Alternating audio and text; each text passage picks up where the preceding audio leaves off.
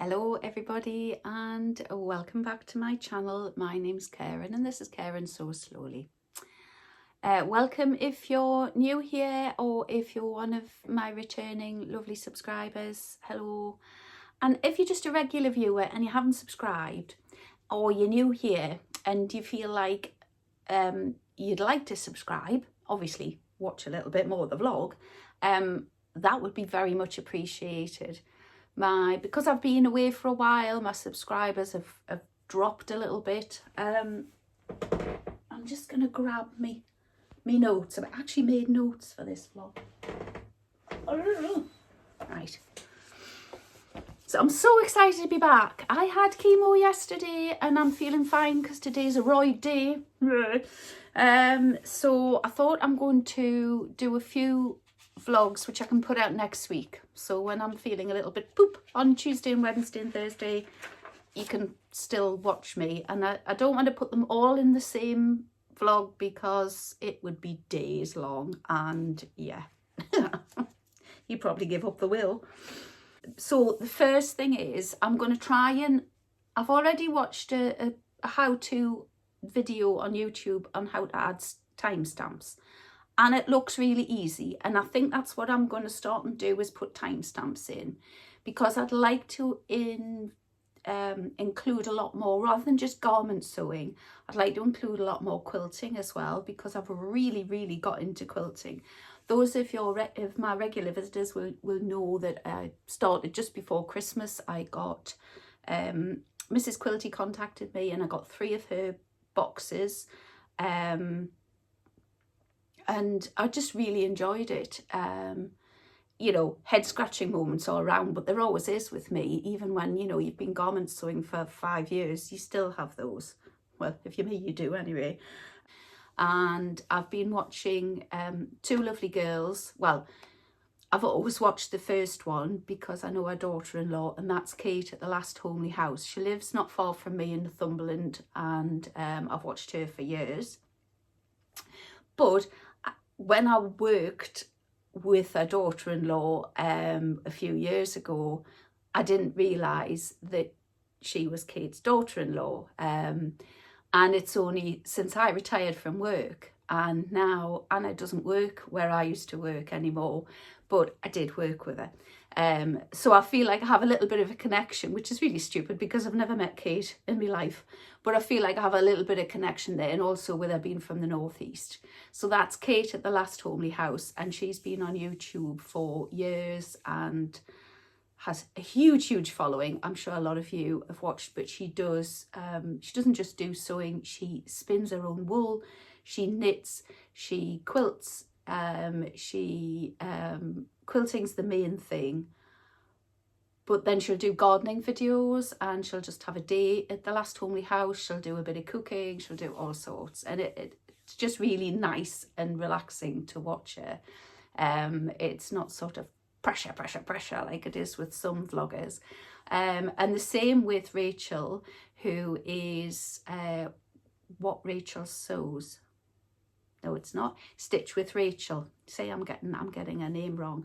A young lassie from the Midlands. I think I've mentioned it before on one of my other vlogs. I've just had to go through actually and watch my last few vlogs that I put up to see what fabric I showed you and where I was up to with the quilting journey, and just refresh my memory, because my memory's pants, and I literally could not remember what I showed you in my last. I knew I'd done my YAG laser surgery procedure that I'd had on my eye, which was great. Still got to go for me the one on the 28th of March, thank goodness, not me. So yeah, that's great. Had no problems with that. Can't wait to get the other one done, and then I'm fully on going for the quilting. So as soon as I got my eye done, I visited a quilting shop in Birtley, which isn't far from me, which a few of my subscribers recommended because I said there was no courses or anything on around here. Spoke to a lovely lady there, and I took a video of the shop, which I'll put in here. It is just a quilter's paradise, and I bought a little kit and I bought some fabrics. And so the little kit I bought was in the sale, that's with the fabrics, and it's an Alice Caroline cushion, flower power cushion, and that's it there. But this is done on Bonderweb, or what, Bonderweb? Bonderweb. This is what will you need?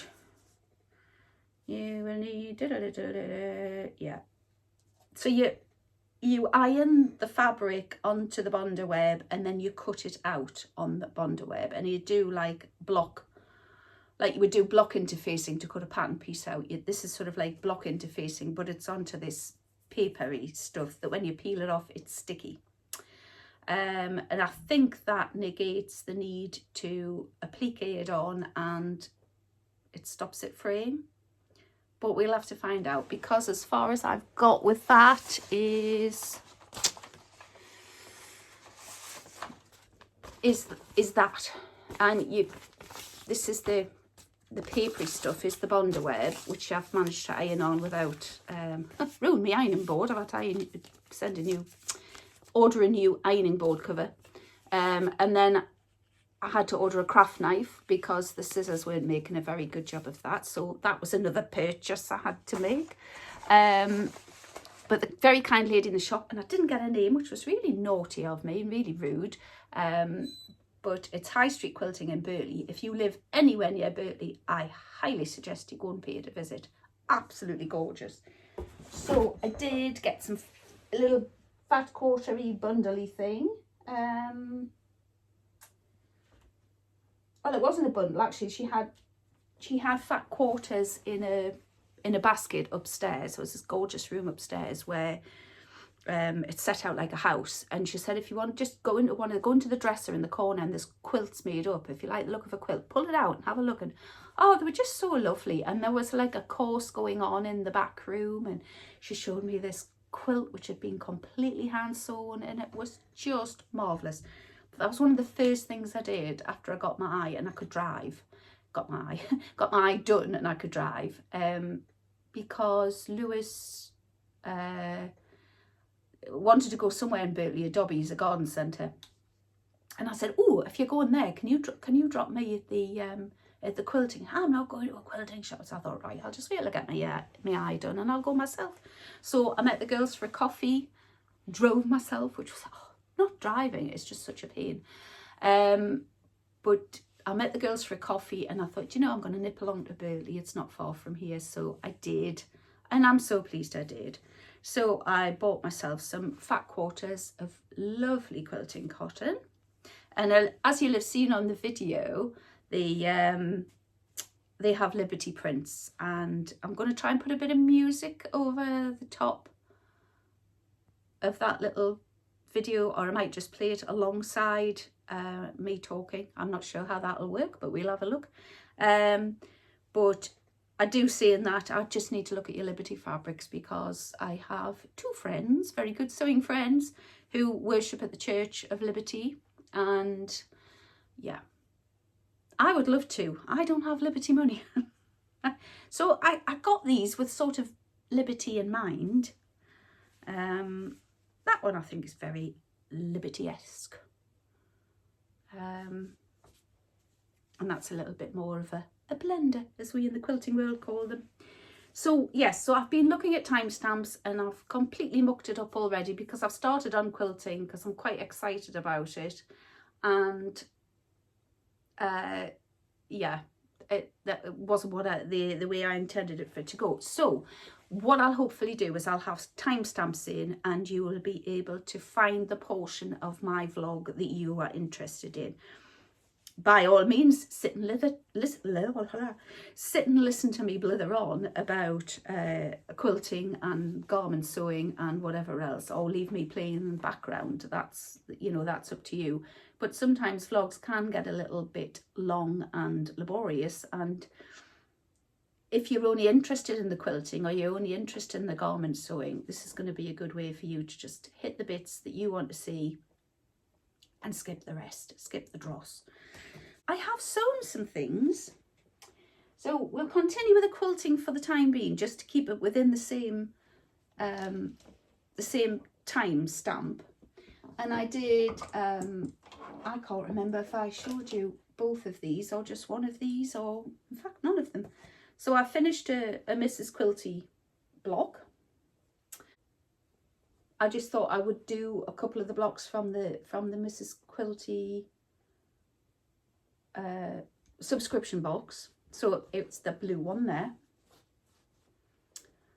that one, and that went very nice, and it's okay. Don't know how I feel about it particularly. It's not as, some of the things that I see Kate and Rachel make and on the channels that I mentioned before are just so pretty, and I just feel that the fabrics aren't as pretty. I like them as fabrics, especially the butterflies. Crazy about butterflies. This is the next quilt block that I did. I do quite like that one. I'm just a bit, I don't really like the stripes. I don't think I'm into stripes. She said, wearing a sort of stripy jumper. Yeah, I don't think that's upside down. Well, the middle fabric's upside down, but I don't suppose it matters on a quilt really. I did enjoy doing these. It was grand. Yeah, it was good. And as a result of watching Stitch with Rachel, I bought Alice's Wonderland Sampler Quilt Book, 100 quilt blocks. That's all just fallen on the floor. And did I skip block one? Sorry, Alfie, I'm just giving the dog a heart attack when that all fell on the floor. Because this is the other thing. I think I took some photographs of when the sewing room was a mess, but it is an even bigger mess now. It is horrendous. I will show you it. I'm not, well, yeah, I'm embarrassed by it. But if you think I made a mess just sewing garments, wait till you see the state of this table quilting, because there's knives and rulers and extra cutting mats and all sorts all over the page. Let me see. Which block did I do out of this book? I think I missed 1 and 2 because, wait for it, they looked a bit simple. What one's this one then? Yeah, so I went straight to block 8, as you do. Did I? No, I didn't. No, I went to block 9, in fact. That's block 9 there with the Liberty fabric. You can see it's really, really lovely. And I used the Mrs. Quilty fabric again, which, like I say, I don't think it gives the best effect. And these blocks are a lot smaller, and you probably glanced at it before, but that's the Alice's Wonderland Quilt block 9. And yeah, I'm a bit disappointed again with the stripes because you spot the deliberate mistake. So all the stripes run one way apart from this corner, and because, you know, they wouldn't mention that in instructions because they were using Liberty, they weren't using a stripy fabric. So I think the stripes, you've really got to be careful, which is probably why I will never use them again. Unless I'm doing a stripy pattern for a quilt and it actually says, make sure you cut the stripes this way or that way. So that was my start of my quilting. I have now started, because I've got my confidence, I've started some English paper piecing. And I've made myself a little kit that I can sit with on a night time when I'm watching telly and just, or if he's got the football on and I'm just listening sort of thing, whatever, that I can just sit with and I can carry with me downstairs if I get up during the night, stupid o'clock, and I just want to do something other than just sit and fall asleep in front of the telly. And this is it here. I got that as a present of my good friend Sue for one of my birthday presents. So in here, I have some hexies that I made, sexy hexies, and I think I showed you the fabric before. These were some fat quarters I got at Bladen at Boys, and they are, the eagle-eyed will spot, they are Christmas. So what I'm making is a Christmas quilt, and I know it's only March, but yeah, if you think I was slow at sewing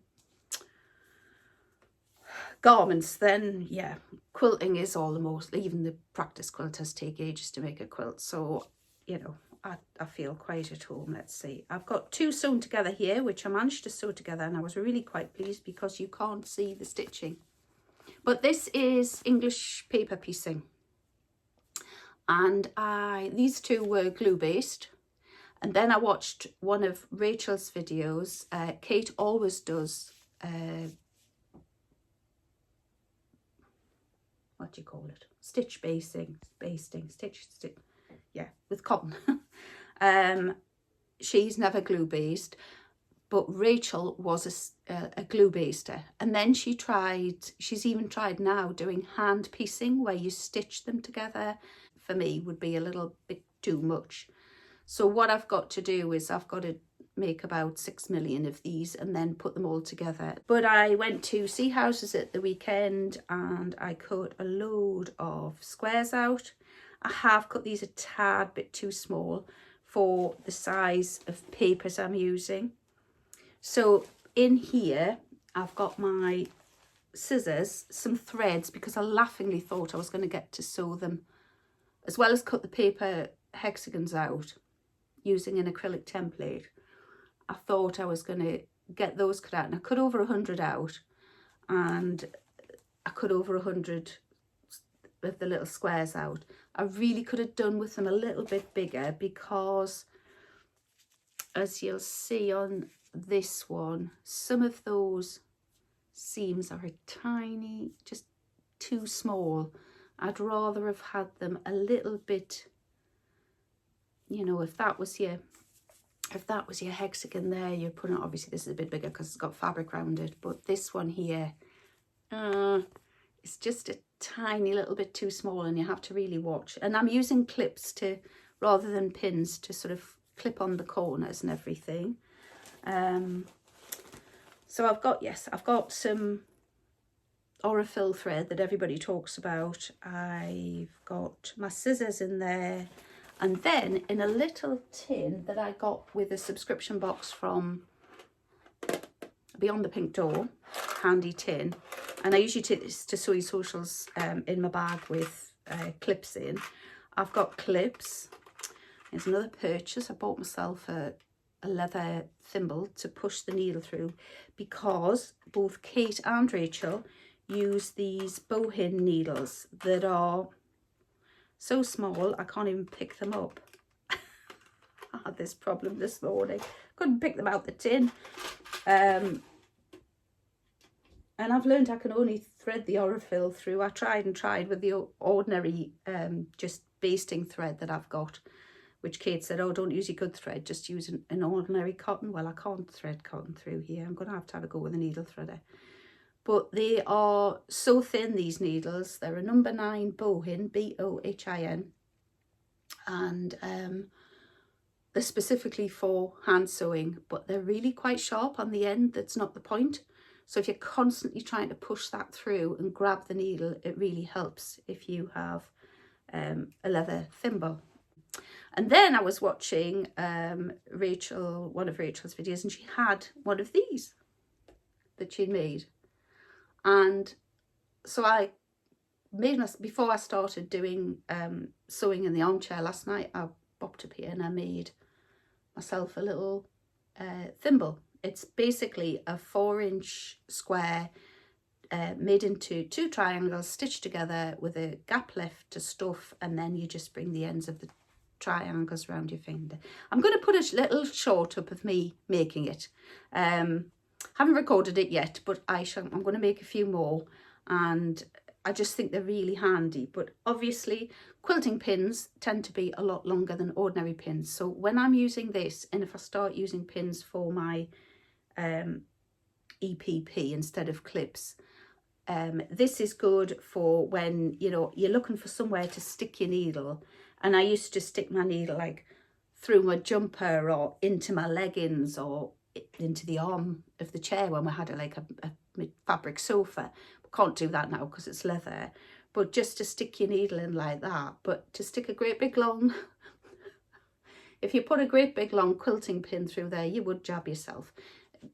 I think it was 4.5 inches, the square that I started with, but you can make them all the way down to, you can go up to a 5 or a 5.5 and make one that goes over 2 fingers that's slightly bigger. But I thought I'm going to need the depth there, so if I stick the pin in, I'm not going to jab myself. Because I was forever doing that with garment sewing. Every time I use pins, I stab myself. But when I was cutting out my squares on Sunday at Sea Houses, I managed to cut my hand, and I just put I bought a new set of blades from Clover at the Quilting Shop in Birtley, and I just put a new blade in, and honestly I didn't even feel it. Now that looks quite good, but it was about twice that length. It's really gone down, and literally I put an elastoplast on, and when I peeled it off, it was lifting the skin, and the blood just poured. I'm getting floaters with my eyes, and as I looked across, I thought, oh, that's one of them floaters on my hand, and then I thought, no, that's a great big blob of blood, and I think I've cut myself. And here I had, and I stupidly hadn't put the blade down, hadn't put the cutter down, gone to grab another square and just ran the blade over my skin, and I really should have gone and had stitches, but the nearest E&E was miles away. So we managed to get these really sticky elastoplasts, which I cut the end off and used them as like steri strips, which you get sometimes instead of stitches at the hospital. And then we found some steri strips, and I used a couple there. So that's looking grand now, and it's not, obviously it's stopped bleeding and everything. But I really did think that was going to bring the weekend to a close. We were going home on the Monday, and this was a Sunday morning. So I did, oh, if I'm going to sit for 4 hours in A&E, we might as well just go home. But I didn't have to go. I sorted it myself. So I'm doing the cushion cover.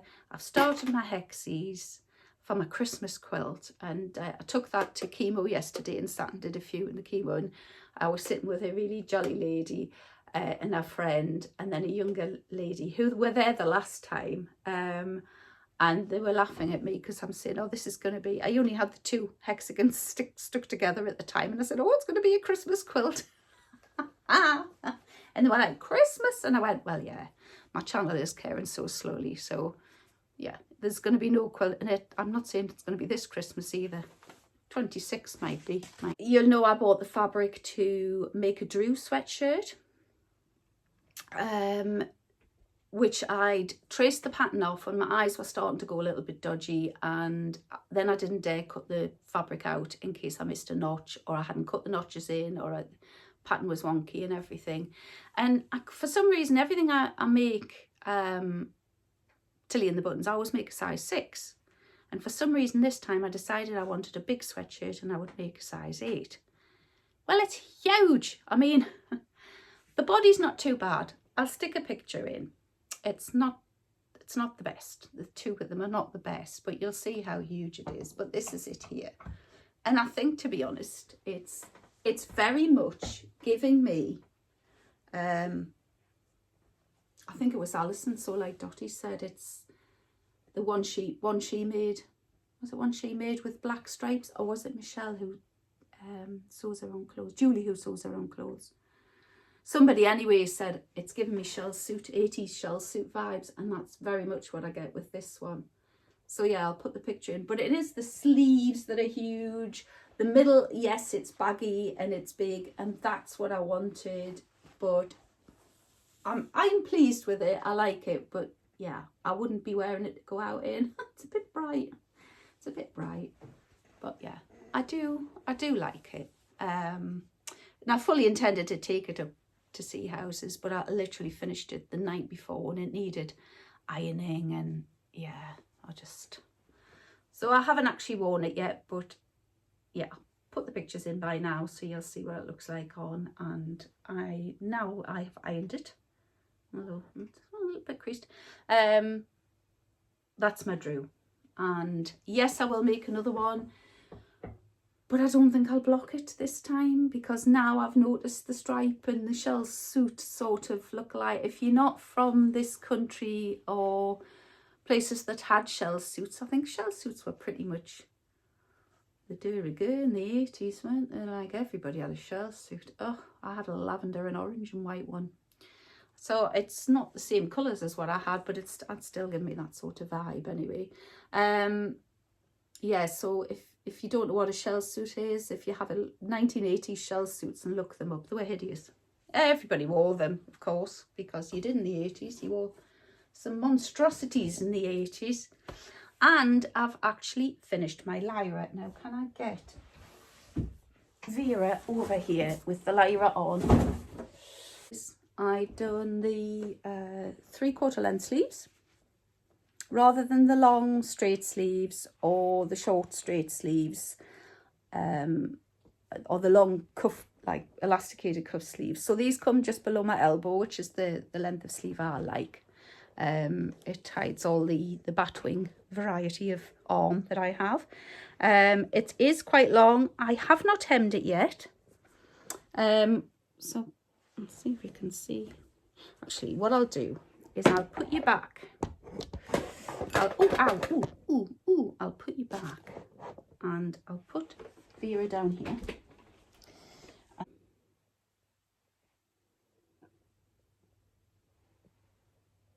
So as you can see, she is quite long. I'm not really sure how. There you are. I'm very, very pleased with that. I have not done the buttons yet. You know, I'd stitched the buttonhole slightly skew width at the last stitching time that I went to, and then that's when I just decided it wasn't worth risking the fabric or the whole dress, because I was happy with it to that point.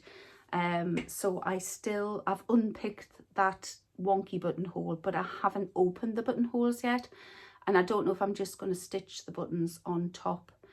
If I don't have a buttonhole high up, because I don't have one on the collar, because I would never fasten the collar. I don't want to have high up. I think the first one's just above my cleavage, and I think I can get her on without undoing a button there. So I've got a pin in at the minute, and I can get her over my head without doing that. So I think what I'm going to do is just stitch the buttons on over the buttonholes as if they're fastened in the buttonholes, if that makes sense. And yeah, and I'm just going to leave it at that. And I did cut the tie belt out, and it looks awful with the tie. So when I put a belt on with it, I didn't do the tie belt, I just did like an elasticated belt, so it did cinch me in quite a bit. Oh my goodness. And there are pockets in that dress, because I usually love a pocket, but the pockets are just hanging, and they make the bottom wider as well. So I'm not excusing the big hips and the bum that I've got, that's, you know, that's me, but the pockets don't help, because they're just hanging in two little sort of flaps down the side, which is making the bottom bit wider. And because I don't have the boobs to balance it out, I hope I'm explaining this, I don't want to offend anybody, you know, but I just think if you've got a bigger chest, it balances out your bottom half. And if you put a waist on, that cinches you in and it gives you a bit of a shape. Whereas this, I just came sort of straight down-ish to the waist, and then I had this shelfy effect with the pockets inside. So I'm toying with the idea of completely taking the pockets off, because to be honest, it's such a thin frock, I'm not going to need to put my hands in the pocket. I would probably put tissues in the pocket, and that would be it. If you know, if it was a sort of a winter weight corduroy dress and I was going to put my hands in pockets for warmth, I could see the point. And although I do like pockets, I just think, yeah, I prefer just to wear it the way it is. But I'll try and get a picture when I've got a photographer back home. But this weekend I am completely by myself, because they've all gone off to Wembley. They went off about 11 o'clock. They're picking up eldest son on the way at Sheffield. They're staying with my sister tonight, and hopefully driving back to Sheffield tomorrow, staying in Sheffield, and then Thomas and Lewis are coming back on Monday morning. They have to come back. They have to get back to Sheffield because Stephen's obviously at work on Monday because he's a teacher, and then Thomas has a presentation on Monday for uni, so he has to come back and get home for Monday for his presentation. So I've got the whole weekend to myself, and it's lovely. and I can do what I like. But I'm actually going to do something really boring now because I did say I would show you. So look, just have a drink because I've yacked for 36 minutes as usual. Oh, look at the state of this table. Look at that. So you think that it was messy when I just garment sewed, but look at it. I mean, just look at it. What a mess. I mean, I've got mess down here. I've got fabric still to show you. I have dug out all my old, see if I can see what you're looking at. All my old subscription boxes from Beyond the Pink Door, because I think if I'm going to start quilting stuff, and I'm going to keep my quilting projects in the boxes, and I'll still have my whip bags with a zip top for the patterns and the fabric of garments I'm going to sew. I don't know if I showed you the fabric that I bought when I was down at my sister's, and I apologise if I did, but I'm going to show you again.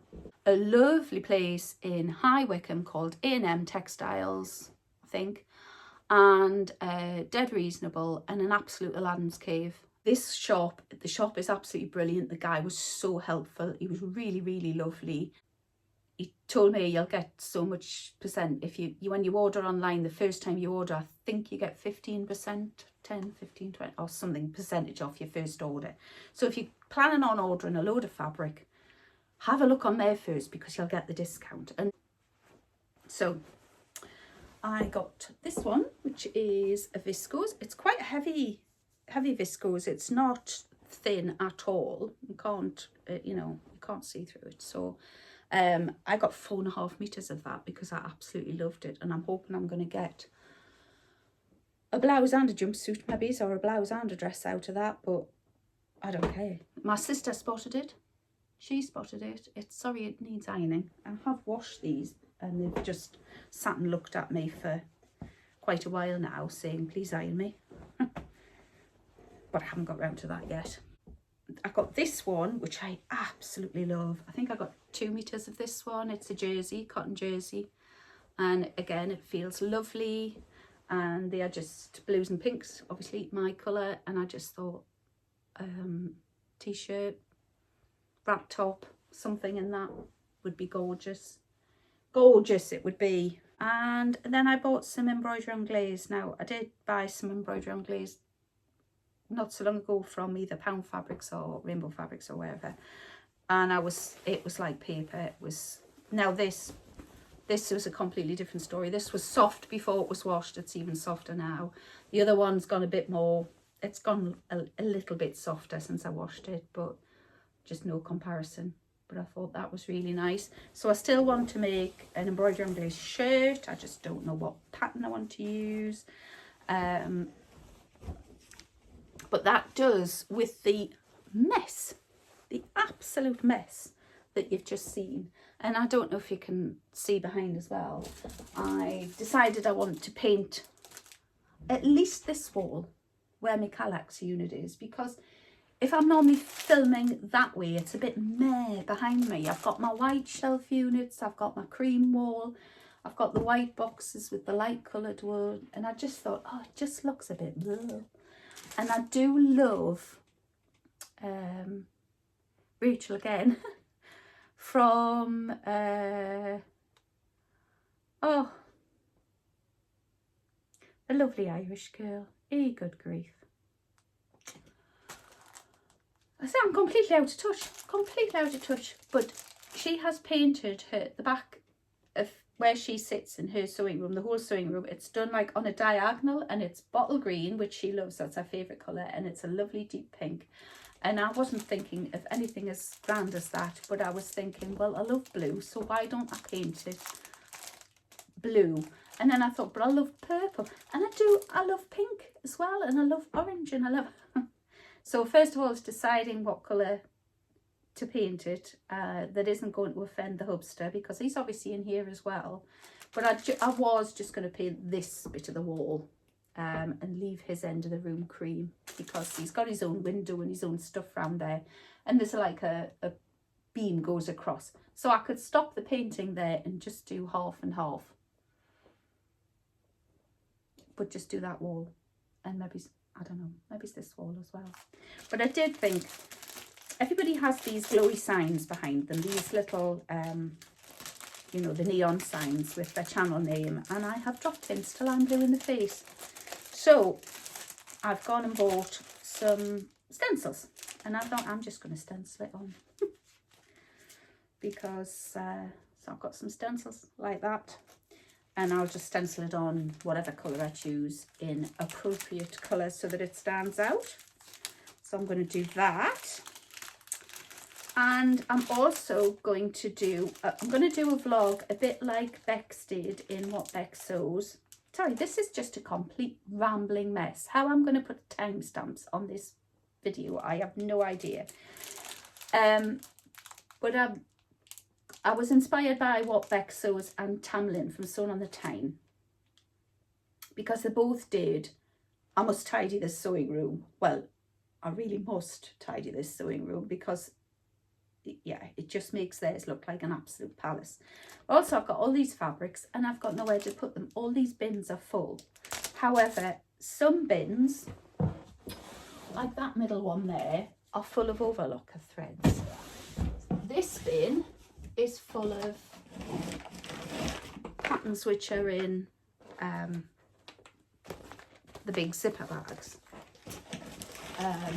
Which I'm slowly working my way through, and I'm getting into files that I'm going to stick the front of the pattern on here, or a picture of the pattern on here, and sort of laminate it. I got some clear plastic, and I bought that last summer to do that. When I knew I was going to move house, I bought that. Well, I've been in the house 6 months and I've done about 3 of those. So we need that sorting, and then in this one here, I have all my ordinary patterns, a lot of my Simplicity, pogo nip, lots of Tilly and the Buttons, and then I have bins like this one, which are full of a strange fabric, which I got 30 metres of in different colours, 3 metres. It was a very early purchase, early in my sewing days. It's not particularly stretchy. It looks a bit like Lycra, but it's stretchy one way, it goes thin as anything. It's not stretchy at all that way. And quite a lot of the colours, well, I wouldn't wear that, would just wash me out completely. So I'm going to have that whole bin, I think, could just go. I'm not bothered about doing a de-stash. I might just take it to a charity shop, or we'll put it on the swaps table. It's sewn in time. So that's my thoughts.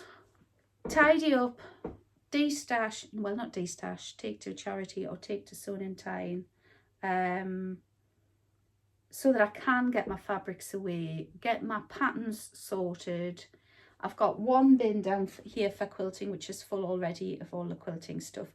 But I did have quilting stuff before I started garment sewing. It's not everything I've just bought. However, all my rulers and things, as you saw before, are just all over that. My cutting table, and I can't be having stuff on my cutting table because it puts me off cutting out fabrics.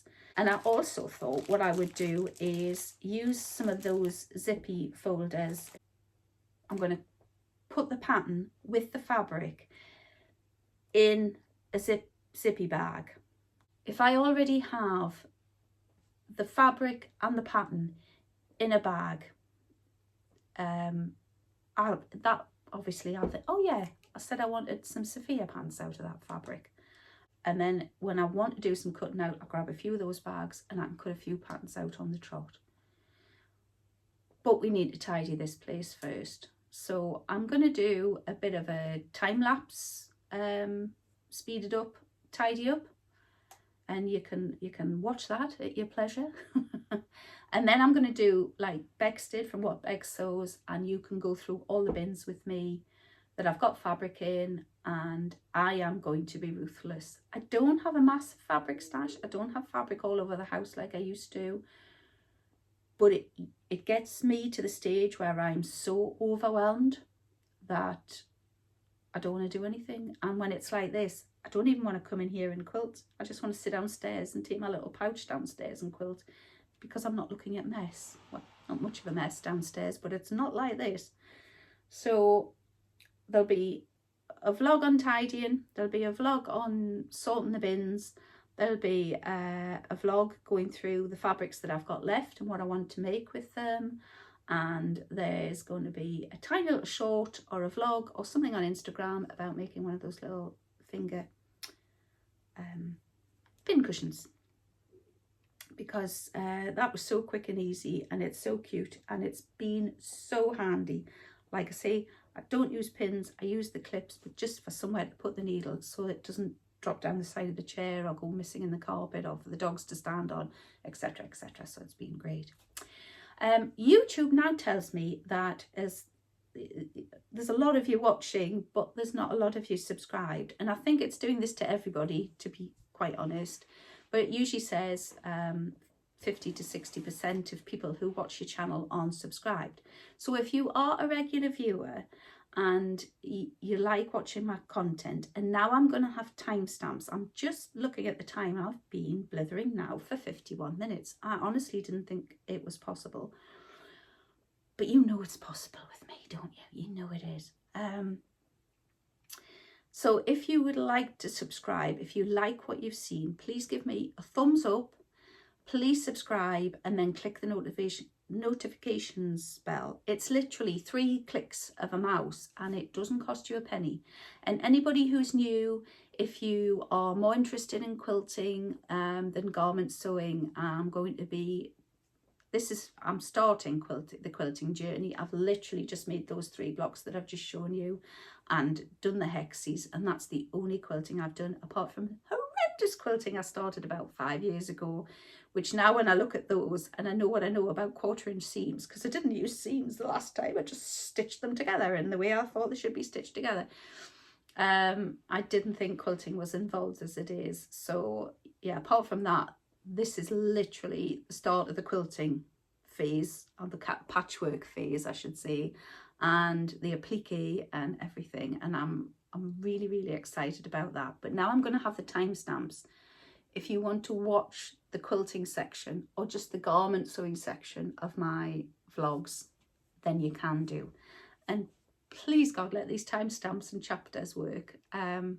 He made it look really easy, but I gather if you've watched this and you've had to watch it all the way through, you're ready to sort of slit your wrists, and you thought, you bag, you were going to put timestamps in and you haven't. And then I do apologise, because it just means it hasn't worked. But hopefully I've got it to work. And then that means garment sewers can watch, quilters can watch, and hopefully I'll get more subscribers as well, if you all like what you see. So I'm going to go now before my voice completely goes, and I'm going to start a bit of a time-lapse sewing thing. By the way, if you did spot the kettle bell in the middle of the table, I don't know if you saw that, 4 kilo. That used to be next to my kettle, because I read a book that says if you keep a kettle bell next to your kettle on your kitchen floor, and while your kettle's boiling, do some arm lifts. Well, I think I did it about twice, but I've now found a use for that, and it's when I don't have the strength in my hands to hold my quilting rulers down. So I put the kettle bell on the quilting ruler, and it helps hold it in place. But I think I'm the only sewer with a kettlebell on my cutting out table. But just in case you were wondering what on earth that was, that's what it was. Right, I'm going.